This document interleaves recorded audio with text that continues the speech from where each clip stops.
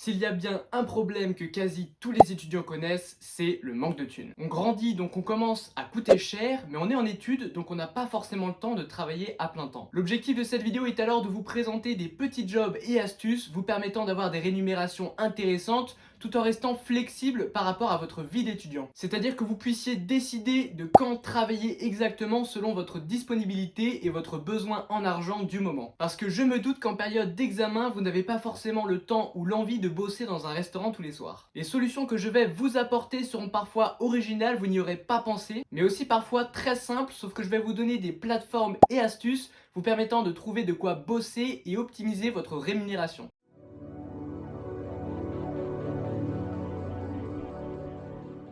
Si vous êtes étudiant, c'est que vous avez des connaissances dans certains domaines. Alors même si vous n'êtes pas particulièrement doué ou intéressé par votre domaine d'études, sachez qu'il existe toujours moins bon que vous et donc des gens qui pourraient être intéressés par votre aide. Eh bien figurez-vous que ça tombe bien puisque ça peut vous rapporter gros. Voici la plateforme Pimido. Alors je le précise, il n'y a aucun des sites présentés dans cette vidéo qui ne me sponsorise et tous les sites sont complètement gratuits. Cette plateforme est absolument géniale puisqu'elle permet aux étudiants de poser une demande de travail à effectuer. Vous allez donc vous rendre sur la page d'accueil du site et chercher parmi tous les projets proposés quelque chose que vous pourrez effectuer, sachant qu'il y a vraiment de tout. N'oubliez pas que souvent les étudiants postent des demandes de travail sur des choses que tout le monde peut faire avec internet, mais ils le font simplement parce qu'ils se sont mal organisés et qu'ils ont une deadline. Attention par contre à bien reformuler ce que vous trouvez sur internet parce qu'il ne faut surtout pas plagiat. Les rémunérations sont parfois très intéressantes, surtout si vous êtes efficace et que vous avez des connaissances dans certains domaines. En plus de ça, c'est un job parfaitement adapté au profil étudiant puisque c'est vous qui allez décider quand vous allez travailler. Vous n'êtes pas soumis à un contrat de travail qui vous obligerait par exemple à taffer pendant des examens. En plus de ça, c'est toujours enrichissant de pouvoir travailler dans votre domaine d'études. Ça vous permet également de travailler votre rédaction et votre culture générale. Un autre moyen facile de se remplir les poches consiste à devenir testeur de sites et d'applications. Il existe également de nombreuses plateformes qui vous proposent de tester des sites ou applications et je vais vous en présenter une notamment. Figurez-vous que ce genre d'activité est plutôt bien payé et le concept est le suivant. Vous vous inscrivez sur une plateforme de test et celle-ci va vous proposer des sites et applications à tester. À la suite de ça, vous allez devoir fournir un retour client, c'est-à-dire que vous allez commenter l'expérience client, le design, le concept, etc. Sachez qu'en moyenne, un test sur le site Testapic vous rapportera 7 euros. Bon, par contre, vous vous en doutez, les tests sont un minimum approfondi, c'est-à-dire que vous n'allez pas pouvoir en faire un toutes les 2-3 minutes, sinon ça rapporterait 140 euros de l'heure et je pense que tout le monde ferait ça. Par contre, c'est tout à fait possible d'en faire 2 voire 3 par heure, c'est-à-dire un toutes les 20-30 minutes, ce qui vous rapporterait en moyenne entre 14 et 21 euros par heure, ce qui est franchement pas mal du tout. L'avantage est encore une fois que vous pouvez travailler quand vous le souhaitez à partir du moment où vous êtes disponible. L'inconvénient par contre, c'est que ce sont des tâches qui sont très peu formatrices et surtout qui sont très lassantes si on fait ça pendant des heures. Je voudrais poursuivre avec quelque chose d'assez simple mais pourtant trop sous-estimé, surtout par les mecs. Il s'agit bien sûr du babysitting ou plus particulièrement du babysitting le soir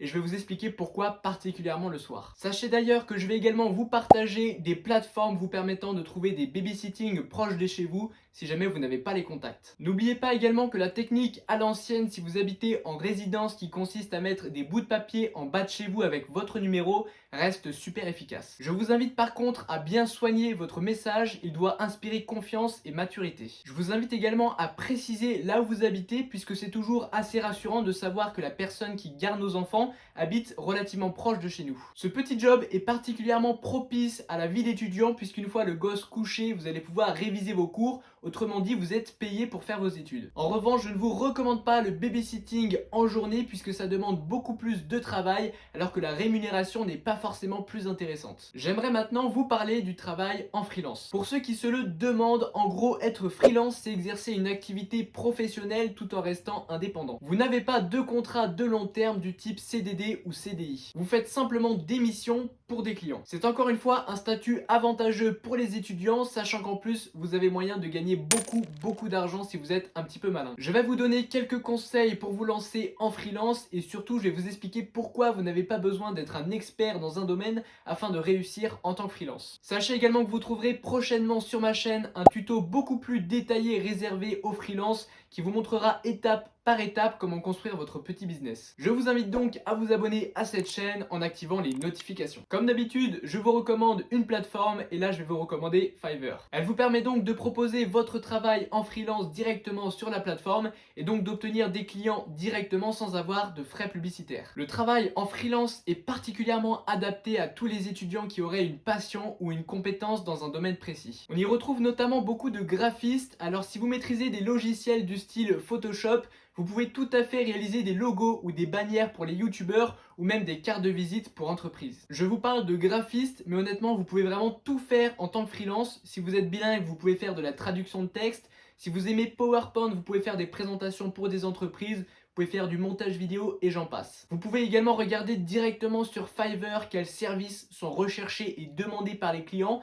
afin de vous y conformer en augmentant vos compétences. Gardez à l'esprit qu'il y a tout type de demande et tout type de budget. La conséquence de ça, c'est que vous n'avez pas besoin d'être un expert dans votre domaine pour réussir. Vous pouvez par exemple vous concentrer dans un domaine spécifique. L'idée c'est qu'un professionnel qui se soucie du moindre détail va donc passer beaucoup de temps sur chaque projet. Donc certes, il fera peut-être quelque chose de mieux que vous, mais il sera obligé de le facturer beaucoup plus cher, ce qui ne correspond pas forcément à la demande des clients et à leur budget. Finalement, on se rend compte que c'est pas forcément les professionnels qui réussissent le mieux en tant que freelance. Et pour vous donner un exemple, j'ai moi-même réalisé ma bannière grâce à un graphiste que j'ai embauché en freelance. Et franchement, je suis tout à fait satisfait de ce qu'il m'a proposé et c'était pourtant pas un professionnel. N'oubliez pas qu'il existe plein de tutos sur YouTube vous permettant d'apprendre à maîtriser des logiciels.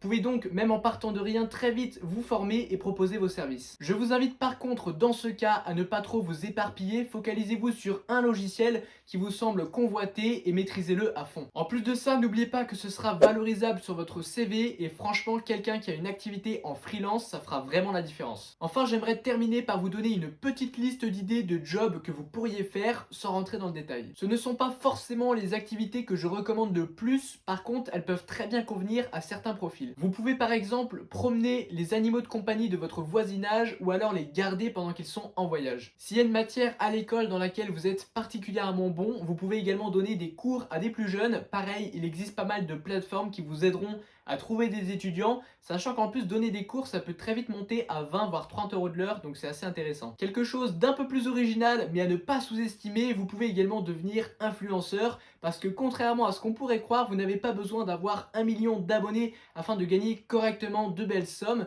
J'ai personnellement lancé une chaîne YouTube dans le gaming qui compte 35 000 abonnés. J'en ai fait une vidéo, vous allez voir qu'elle m'a rapporté tout de même 7 000 euros. Je vous la mettrai sur l'écran de fin si ça vous intéresse. Vous pouvez également faire de la distribution de prospectus à la période du printemps quand il fait beau et pas trop chaud. Ça peut être vraiment sympa avec un peu de musique, c'est pas si désagréable. Un autre moyen assez original consiste à devenir figurant pour un film. Sachez qu'il y a pas mal de films qui cherchent des figurants et vous allez au passage pouvoir assister à une journée de tournage. Je trouve que c'est assez intéressant et puis vous êtes plus ou moins payé à rien faire. Si vous conduisez et que vous faites des longs voyages, des longs trajets, pensez à utiliser les plateformes de covoiturage du style Blablacar, ça vous permet clairement d'amortir le trajet. Vous allez même carrément le rembourser et rembourser le péage si jamais vous prenez 2 passagers. On n'y pense pas toujours et en plus de ça, c'est écolo. Revendre vos habits sur les plateformes comme Vinted, ça peut être un moyen de vous faire un petit complément de revenus. Enfin, je terminerai par vous recommander de devenir coursier pour des plateformes comme Uber Eats ou Deliveroo. Ça a l'avantage de vous permettre de travailler quand vous le souhaitez. Par contre, il y a des périodes où c'est assez creux, vous n'allez pas avoir de courses,